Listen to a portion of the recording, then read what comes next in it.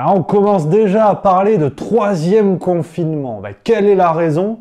La même que pour le premier, bouge pas, je t'explique tout. Taisez-vous. Non mais cet homme est ahurissant. Porte-parole du gouvernement. Ce que vous venez de faire, c'est super.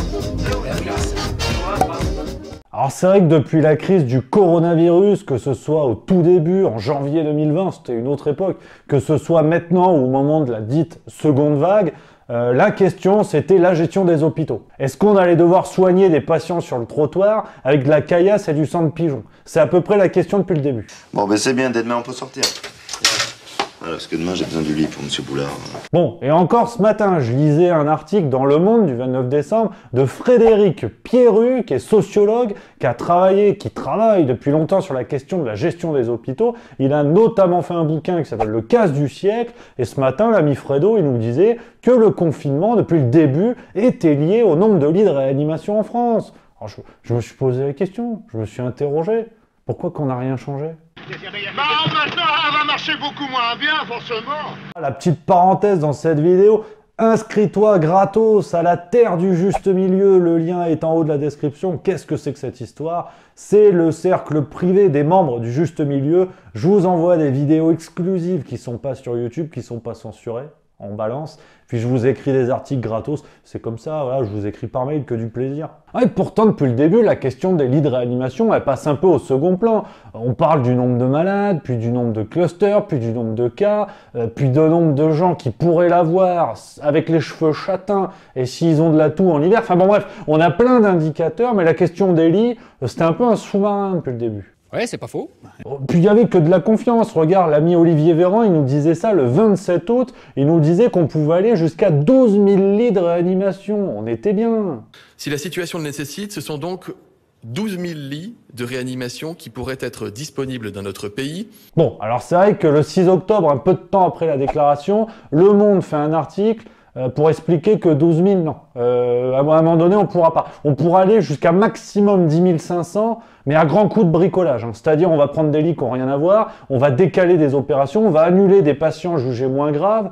Là, c'est plus un pansement sur une jambe de bois, c'est de la pâte à fixe, si tu veux, à ce niveau-là. C'est la caca, c'est la cata, c'est la catastrophe. La catastrophe, merci de suivre, mesdames. Et voilà qu'à l'heure où je te parle, le 29 décembre, on reparle de troisième confinement, exactement pour les mêmes raisons. Rebelote, on craint un débordement dans nos hôpitaux, des élus locaux appellent à des confinements régionaux parce qu'ils peuvent plus suivre que dans les hôpitaux on est en galère. Regarde, ça c'est un article de France Info qui parle, qui explique que la raison de ce troisième confinement, c'est aussi les taux d'occupation des lits. Alors c'est vrai que j'ai un peu creusé la question, tu te dis bon, comment en un an de pandémie mondiale, rien n'a changé. Regarde, par exemple, ça c'est une chronique de Nicolas Bouzou, économiste. Il intervient souvent chez l'ami Pujadas sur LCI. Et il répondait à la question des lits de réanimation. Comment ça avait évolué entre le début de la crise et aujourd'hui. Bon, regarde pour Paris ce qu'il nous dit. Ouais. À Paris, dans la capitale, on compte aujourd'hui ce chiffre que vous allez voir de 389 lits de réanimation. C'était le même chiffre avant que l'on connaisse cette crise sanitaire. Exactement le même qu'au mois de mars. Exactement le même chiffre. Regarde pour l'Île-de-France, c'est par là. La région Île-de-France. La région Île-de-France compte aujourd'hui 1150 lits de réanimation. C'était déjà le cas au début du mois de mars.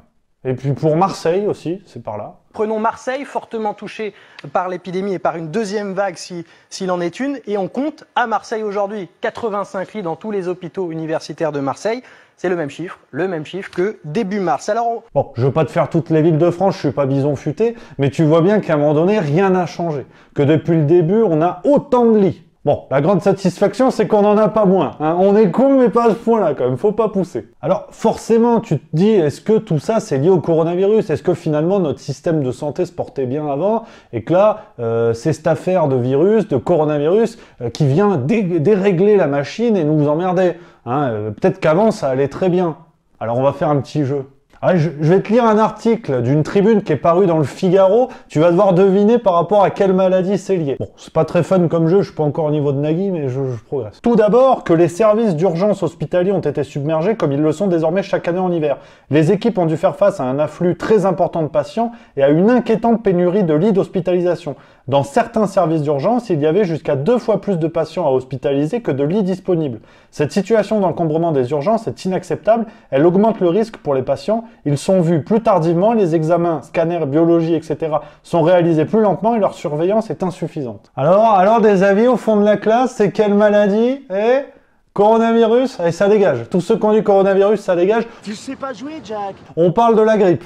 C'est une tribune de janvier 2018, écrite par le professeur Juvin, chef de service des urgences à l'hôpital Georges Pompidou à Paris, qui nous montre que déjà en 2018, c'était le chaos. Mais c'est pas fini. Ah, vous me connaissez, hein, dès qu'il y a un os à ronger pour creuser une affaire et voir toutes les embrouilles qu'il y a derrière, moi je suis comme Nicolas Sarkozy devant la possibilité d'une enculerie financière. Je me jette dessus, tu vois. Quelle indignité. Oh, regarde ça, c'est les chiffres du ministère de la Santé, donc tu peux pas plus officiel. Bon bah entre 2003 et 2018, on a un tout petit peu plus de 73 000 lits qui ont été fermés dans nos hôpitaux. Allez, ça dégage. Bon alors le rapport, je te l'ai mis en lien dans la description de la vidéo, il t'explique qu'on a essayé de remplacer ça par des lits en ambulatoire. C'est-à-dire que t'arrives, on te fait ton opération, on te fait ton intervention, et en moins d'une journée, tu dégages. Ce qui est très bien, hein, ça c'est les progrès de la science, je tire ma casquette. Mais c'est-à-dire que dans des cas de pandémie où les gens doivent être en réanimation, ça dure pas une après-midi. C'est-à-dire que quand ils rentrent, tu leur dis pas c'est bon, vous serez chez vous pour Slam avec Cyril Ferraud.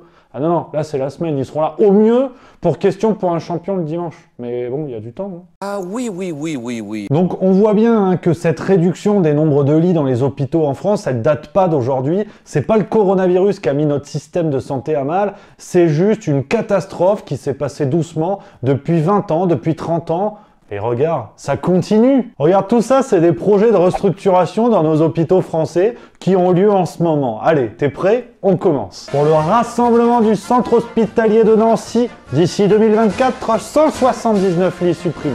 Pour les futurs bâtiments du CHU de Reims, c'est 184 lits qui vont être foutus à la poubelle. Pour le projet Grand Paris Nord qui va rassembler les hôpitaux Bichat et Beaujon, on a plus de 300 lits qui vont être supprimés d'ici 2028. Pour le CHU de Caen, dans le cadre d'un projet de restructuration, ce sont 200 lits qui vont dégager. Et enfin, pour le transfert du CHU de Nantes d'ici 2026, c'est 202 lits en moins qui sont prévus. C'est ça la réalité de nos hôpitaux. Bon, alors attention, pour conclure, vous l'aurez compris, la grande force de la question de la gestion des hôpitaux en France, c'est que depuis 30 ans, tout le monde fait de la merde. La gauche, la droite, En Marche, un truc au milieu, je sais pas. On peut pas accuser Emmanuel Macron seul d'avoir plombé nos hôpitaux. Si tu veux, lui, il a seulement mis un coup de godasse dans la tête du cadavre. Mais à un moment donné, nos hôpitaux, ils ressemblent vraiment aux vieillards. Tu lui vends pas une biscotte, parce que tu sens que tout ce qui est projet d'avenir, c'est déjà derrière lui. Mais le plus inquiétant, c'est par rapport à la pandémie du coronavirus. Parce que tu imagines bien que cette affaire de vaccin, si on table énormément dessus, c'est parce que le vaccin permet de limiter le risque de formes graves et donc d'hospitalisation. Donc le but du jeu du vaccin dans l'immédiat, c'est de désengorger les hôpitaux, parce que de toute façon, on n'a pas de lit. Donc à moins d'installer, je sais pas, des tanks Quechua dans les hôpitaux, on va pas y arriver. Mais imagine, on a un Covid-24 dans 2-3 ans.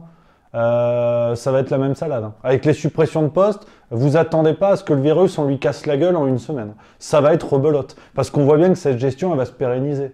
Et ça fait pas plaisir.